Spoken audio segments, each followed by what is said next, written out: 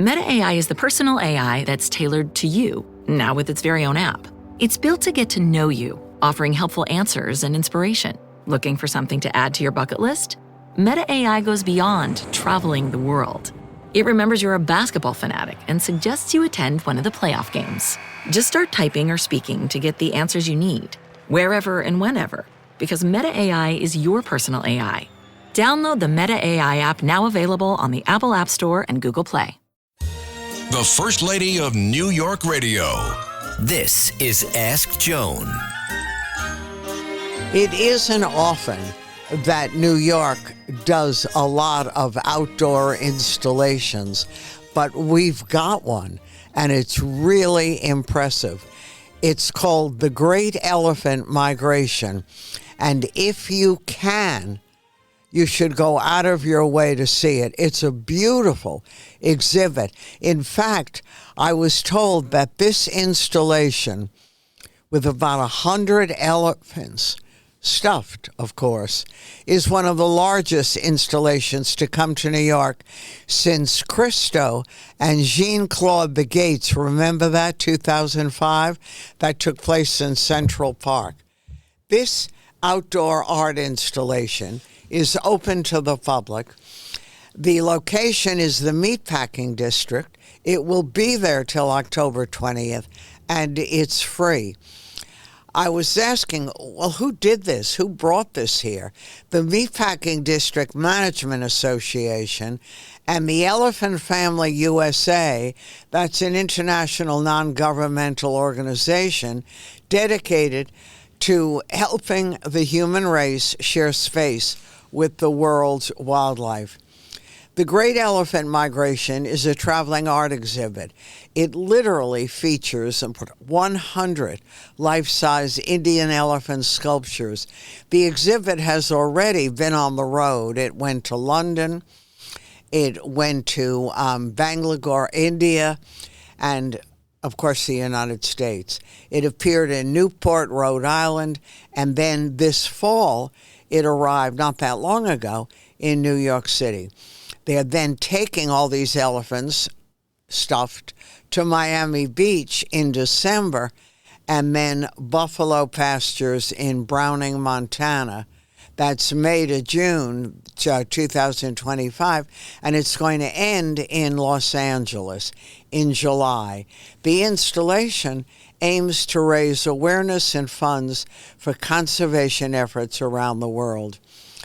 Originally, the Great Elephant Migration was designed to raise millions to help fund projects that enabled people and wildlife around the world to live closer together than ever before in harmony.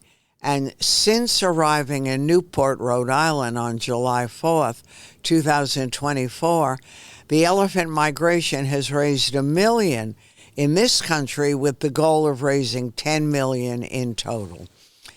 It's quite extraordinary when you get to see it. Each and every elephant in the 100-strong herd is unique. They were crafted by the Coexistence Collective, a community of 200 indigenous artisans living within India's Biosphere Reserve. The collective artists created intricately detailed sculptures. They use lantana cameras, an invasive plant that endangers Indian forests and diminishes food supplies for a lot of animals. So it was the perfect choice to make these sculptures and what they represent.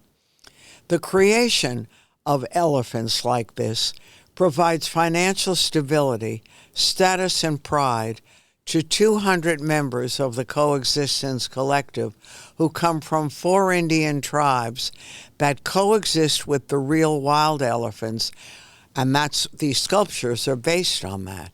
Each of the elephant sculptures can be purchased.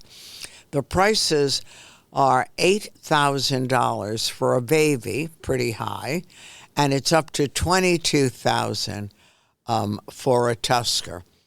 The elephant family has chosen to partner with Love Brand and Company as their official merchandise seller.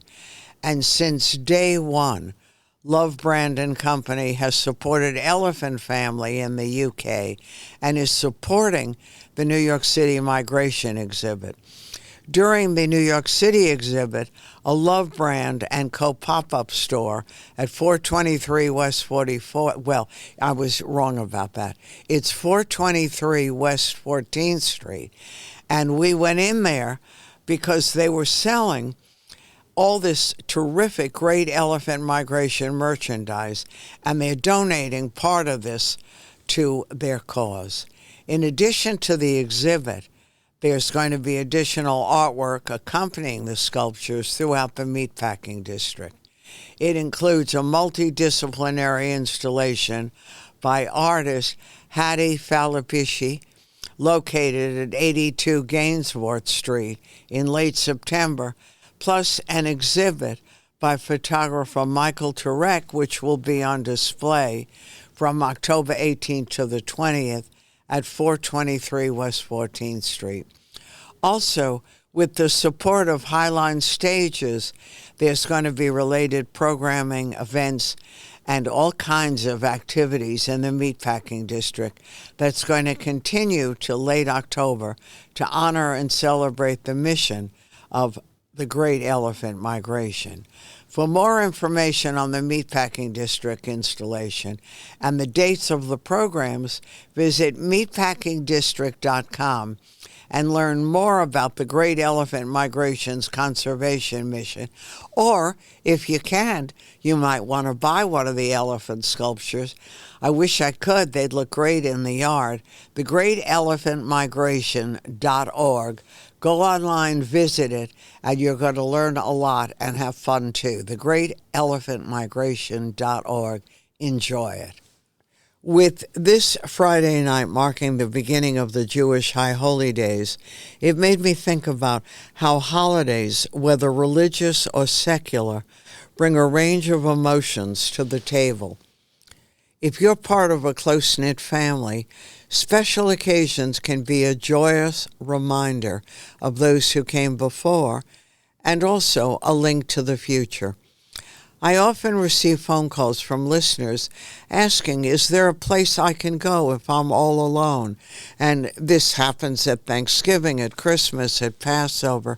If you're one of the lucky ones who have family and a close circle of friends, remember to reach out to those who don't. You'll make yourself happy and you'll make someone else feel very special.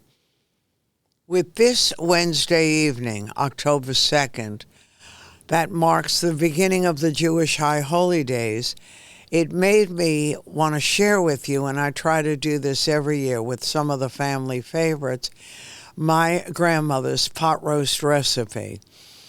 And, you know, it's really interesting, even though I'm not a big fan of pot roast, because we grew up having this on special holidays, and because it was my grandmother's, I feel that I have to do it every year. And one year when I didn't do it, my son said, "Where's the pot roast?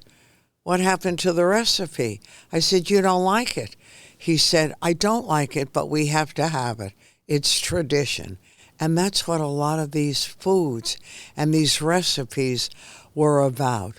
They're about family, they're about familiarity, they're about the past and what was, and hopefully the future. So the recipes mean a lot, and they're very easy. When I go, you don't have to go to a butcher. You can if you have one. But I found what I wanted in the supermarket. They had 3 to 4 pound briskets, or I've used, on occasion, bottom round roast. Simple seasoning, salt, pepper, garlic, and then I brown it on all sides in a Dutch oven or heavily covered casserole. And then I throw right in that big pot peeled and chopped carrots, chopped onions, cubed potatoes, and here's the secret ingredient: a package of dry Lipton onion soup mix diluted in a cup of water, and a 28-ounce can of chopped or whole tomatoes. All this goes in the Dutch oven. I cover the pot and cook in a preheated 350 oven for about 3 hours until you stick your fork in and the meat falls apart. I check the roast every 30 minutes. You will have to add, generally, water or stock. I use chicken stock. And my grandmother used to add 8 ginger snap cookies in the pot minutes before the roast was finished. It gave this incredible taste. The cookies dissolve, but you've got an amazing sauce and a pot roast that people will talk about. Enjoy.